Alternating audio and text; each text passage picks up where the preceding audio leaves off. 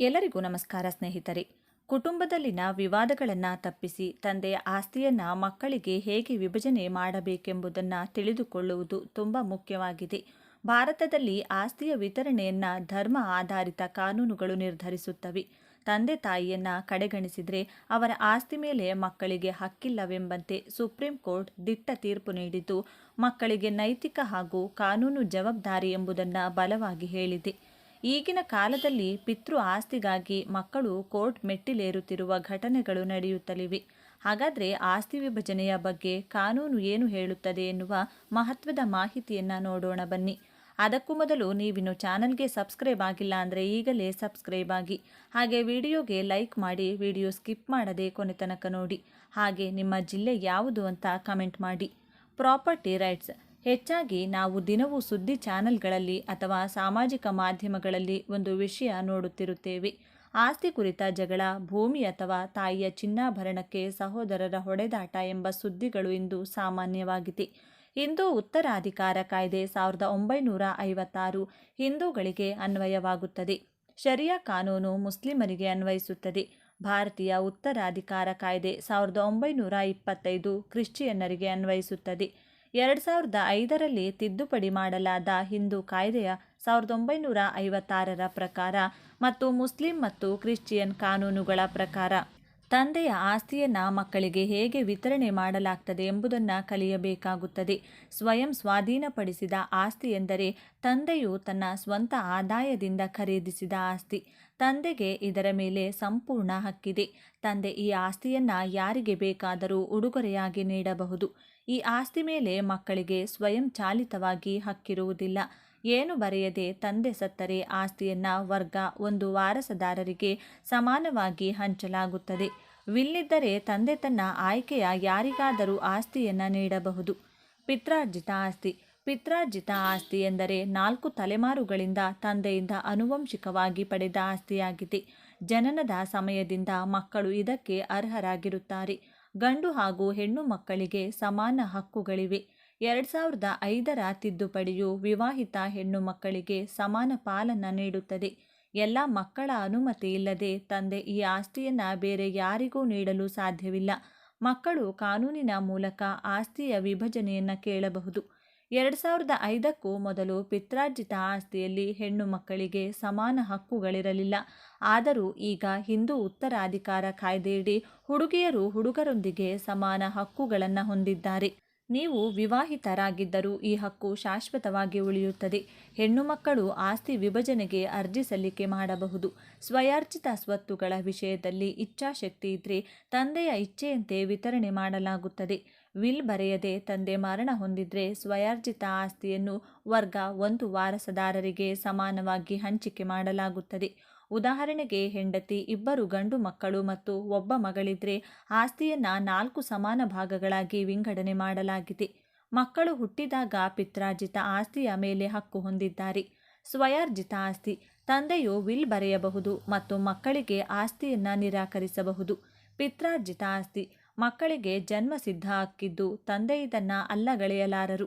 ದತ್ತು ಪಡೆದ ಮಕ್ಕಳು ಆಸ್ತಿಯ ಮೇಲಿನ ಹಕ್ಕುಗಳನ್ನು ಕಳೆದುಕೊಳ್ಳಬಹುದು. ಕೆಲವು ಕಾನೂನುಗಳು ಕಾನೂನು ಬಾಹಿರ ಮಕ್ಕಳನ್ನು ಹೊಂದಿರುವ ಮಕ್ಕಳಿಗೆ ಸೀಮಿತ ಹಕ್ಕುಗಳನ್ನು ಹೊಂದಿವೆ. ವಿವಾದ ತಪ್ಪಿಸಲು ಸಲಹೆಗಳು. ನೋಂದಾಯಿತ ವಿಲ್. ಆಸ್ತಿ ವಿತರಣೆಗೆ ತಂದೆ ಸ್ಪಷ್ಟ ವಿಲ್ ಬರೆಯಬೇಕು. ದಾಖಲೆಗಳು. ಆಸ್ತಿ, ಆಭರಣ ಮತ್ತು ಭೂಮಿಯ ಸರಿಯಾದ ದಾಖಲೆಗಳನ್ನು ಇರಿಸಿಕೊಳ್ಳಿ. ಸಂವಹನ. ಕುಟುಂಬ ಸದಸ್ಯರೊಂದಿಗೆ ಆಸ್ತಿಯ ಬಗ್ಗೆ ಮುಕ್ತವಾಗಿ ಮಾತನಾಡಿ. ಕಾನೂನು ಸಲಹೆ. ವಿವಾದದ ಸಂದರ್ಭದಲ್ಲಿ ವಕೀಲರನ್ನು ಸಂಪರ್ಕಿಸಿ. ಮೌಖಿಕ ಒಪ್ಪಂದ. ಮೌಖಿಕ ಒಪ್ಪಂದಗಳನ್ನು ತಪ್ಪಿಸಿ ಎಲ್ಲವನ್ನೂ ಲಿಖಿತವಾಗಿರಿಸಿರಿ. ಯಾವ್ಯಾವ ಕಾನೂನುಗಳು ಏನು ಹೇಳುತ್ತವೆ?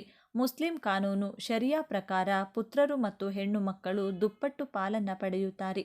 ಕ್ರಿಶ್ಚಿಯನ್ ಕಾನೂನು 1925ರ ಪ್ರಕಾರ ಭಾರತೀಯ ಉತ್ತರಾಧಿಕಾರ ಕಾಯ್ದೆಯ ಪ್ರಕಾರ ಆಸ್ತಿಯನ್ನು ಹೆಂಡತಿ ಮತ್ತು ಮಕ್ಕಳ ನಡುವೆ ಸಮಾನವಾಗಿ ವಿಂಗಡಣೆ ಮಾಡಲಾಗಿದೆ. ಇತ್ತೀಚೆಗಷ್ಟೇ ಸುಪ್ರೀಂ ಕೋರ್ಟ್ ನೀಡಿರುವ ತೀರ್ಪು ಇಂಥ ಘಟನೆಗಳಿಗೆ ಎಚ್ಚರಿಕೆಯ ಗಂಟೆಯಾಗಿದೆ. ತಾಯ್ತಂದೆಗಳ ಆರೈಕೆ ಮಾಡದೆ ಅವರನ್ನು ಕಡೆಗಣಿಸಿದರೆ ಅವರ ಆಸ್ತಿ ನಿಮಗೆ ಸಿಗುವುದಿಲ್ಲ ಎಂಬುದಾಗಿ ನೇರವಾಗಿ ಹೇಳಿದೆ. ಇದು ಕೇವಲ ಕಾನೂನು ತೀರ್ಪಷ್ಟೇ ಅಲ್ಲ, ಸಮಾಜಕ್ಕೆ ದಿಟ್ಟ ಸಂದೇಶವೂ ಹೌದು. ಒಂದು ಕಾಲದಲ್ಲಿ ಎಲ್ಲರೂ ಒಂದುಗೂಡಿದ್ದ ಕುಟುಂಬಗಳು ಇಂದು ಹೊಡೆದಾಟ ಬಡಿದಾಟದತ್ತ ಸಾಗುತ್ತಿವೆ. ತಾಯ್ತಂದೆಗಳನ್ನು ತಿಂಗಳು ತಿಂಗಳು ಬದಲಾವಣೆ ಮಾಡಿ ಒಂದು ಮನೆಯಿಂದ ಮತ್ತೊಂದು ಮನೆಗೆ ಕಳುಹಿಸುತ್ತಿರುವ ದುಃಖದ ವಾಸ್ತವವನ್ನು ನಾವು ನೋಡುತ್ತಲೇ ಇರುತ್ತೇವೆ. ಆಸ್ತಿ ಹಂಚಿಕೆಯಲ್ಲಿ ನಿಷ್ಠೆಯ ಪ್ರಶ್ನೆಯು ಬಹಳ ಮುಖ್ಯವಾಗಿದೆ. ಮನೆ, ಭೂಮಿ ಅಥವಾ ಬಂಗಾರದ ಬಗ್ಗೆ ಬದಲಾಗುತ್ತಿರುವ ಇತ್ತೀಚಿನ ಕುಟುಂಬ ಚರ್ಚೆಗಳು ನೈತಿಕತೆಯನ್ನೇ ಕಳಕೊಂಡಂತೆ ಅನಿಸುತ್ತಿದೆ. ಬದಲಿಗೆ ಮಕ್ಕಳಿಗೆ ತಮ್ಮ ಹಿರಿಯರ ಸೇವೆಯ ಬಗ್ಗೆಯೂ ಜವಾಬ್ದಾರಿ ಇದೆ ಎಂಬುದನ್ನು ಇಲ್ಲಿ ಸುಪ್ರೀಂ ಕೋರ್ಟ್ ಚರ್ಚಿಸಿದೆ.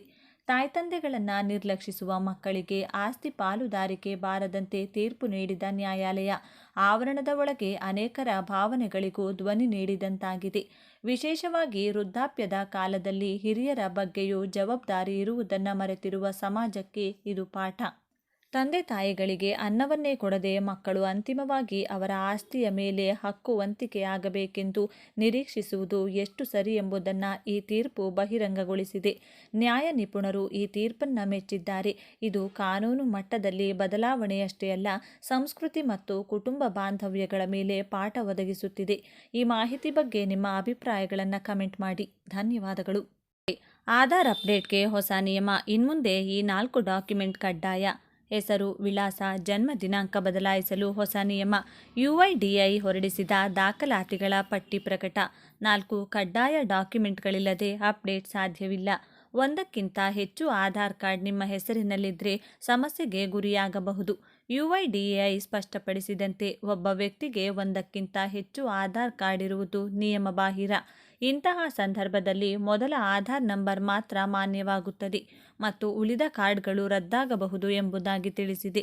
ಹೆಸರು, ವಿಳಾಸ ಅಥವಾ ಜನ್ಮ ದಿನಾಂಕದಲ್ಲಿ ತಪ್ಪಿದ್ರೆ ಅಥವಾ ಮೊಬೈಲ್ ನಂಬರ್ ಅಪ್ಡೇಟ್ ಮಾಡಬೇಕಾದ್ರೆ ಈಗ ಹೊಸ ನಿಯಮಗಳನ್ನೇ ಅನುಸರಿಸಬೇಕಿದೆ. 2025-26ನೇ ಸಾಲಿನ ಆಧಾರ್ ಅಪ್ಡೇಟ್ ಪ್ರಕ್ರಿಯೆಗೆ UIDAI ಹೊಸ ಡಾಕ್ಯುಮೆಂಟ್ ಪಟ್ಟಿ ಪ್ರಕಟಿಸಿದೆ. ಇವುಗಳಿಲ್ಲದೆ ಯಾವ ಅಪ್ಡೇಟ್ ಪ್ರಕ್ರಿಯೆಯೂ ಮುಂದುವರಿಯದು ಎಂದು ಅಧಿಕಾರಿಗಳು ಎಚ್ಚರಿಸಿದ್ದಾರೆ. ಈಗ ಆಧಾರ್ ಅದೆಷ್ಟು ಮುಖ್ಯ ಎಂಬುದು ಎಲ್ಲರಿಗೂ ಗೊತ್ತು.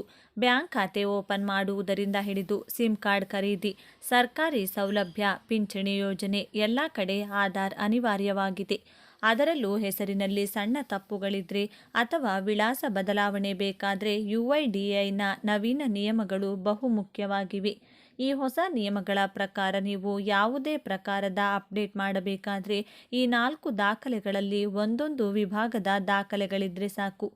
Identity proof, passport, pan card, voter ID, driving licence, ಸರ್ಕಾರಿ ಸಂಸ್ಥೆ ನೀಡಿದ ಫೋಟೋ ಐಡಿಯಲ್ಲಿ ಯಾವುದಾದರೂ ಒಂದು, ವಿಳಾಸ ದೃಢೀಕರಣ, ವಿದ್ಯುತ್ bill, bank passbook, ration card, registered ಬಾಡಿಗೆ ಒಪ್ಪಂದ, ಡ್ರೈವಿಂಗ್ ಲೈಸೆನ್ಸ್, ನೀರಿನ ಅಥವಾ ಗ್ಯಾಸ್ ಬಿಲ್ 3 ತಿಂಗಳ ಒಳಗಿನದ್ದು, ಜನ್ಮ ದಿನಾಂಕ ದೃಢೀಕರಣ, ಜನ್ಮ ಪ್ರಮಾಣ ಪತ್ರ, ಶಾಲಾ ಮಾರ್ಕ್ಶೀಟ್, ಪಾಸ್ಪೋರ್ಟ್, ಪಿಂಚಣಿ ದಾಖಲೆ, ರಿಲೇಶನ್ಶಿಪ್ ಪ್ರೂಫ್, ಕುಟುಂಬ ಸದಸ್ಯರೊಂದಿಗೆ ಸಂಬಂಧವನ್ನು ತೋರಿಸಲು ಬಳಸಲಾಗುತ್ತದೆ, ಅಗತ್ಯವಿದ್ದಾಗ ಮಾತ್ರ. ಹೊಸ ನಿಯಮಗಳ ಪ್ರಕಾರ ಭಾರತೀಯ ನಾಗರಿಕರು, NRIಗಳು, 5 ವರ್ಷ ಮೇಲ್ಪಟ್ಟ ಮಕ್ಕಳು ಮತ್ತು ಭಾರತದಲ್ಲಿ ದೀರ್ಘಕಾಲ ವಾಸಿಸುತ್ತಿರುವ ಪರದೇಶಿಗರು ಅಥವಾ OCI ಕಾರ್ಡ್ ಹೊಂದಿರುವವರು ತಮ್ಮ ಪಾಸ್ಪೋರ್ಟ್, ವೀಸಾ ಅಥವಾ ರೆಸಿಡೆನ್ಸಿ ಪರ್ಮಿಟ್ ಅಡಿಯಲ್ಲಿ ಆಧಾರ್ ಅಪ್ಡೇಟ್ ಮಾಡಿಕೊಳ್ಳಬೇಕು. UIDAI ವೆಬ್ಸೈಟ್ನಲ್ಲಿ ಆಸಕ್ತರು ಆನ್ಲೈನ್ ಮೂಲಕ ಅಪ್ಡೇಟ್ ಮಾಡಬಹುದು ಅಥವಾ ಆಸುಪಾಸಿನ ಆಧಾರ್ ಸೆಂಟರ್ಗೆ ಭೇಟಿ ನೀಡಿ ಸೇವೆ ಪಡೆಯಬಹುದು. ಯಾವುದೇ ತೊಂದರೆ ಇಲ್ಲದೆ ತ್ವರಿತವಾಗಿ ಆಧಾರ್ ಸೇವೆ ಪಡೆಯಲು ಮೇಲ್ಕಂಡ ಡಾಕ್ಯುಮೆಂಟ್ಗಳನ್ನು ರೆಡಿ ಇಟ್ಟುಕೊಳ್ಳುವುದು ಸೂಕ್ತ.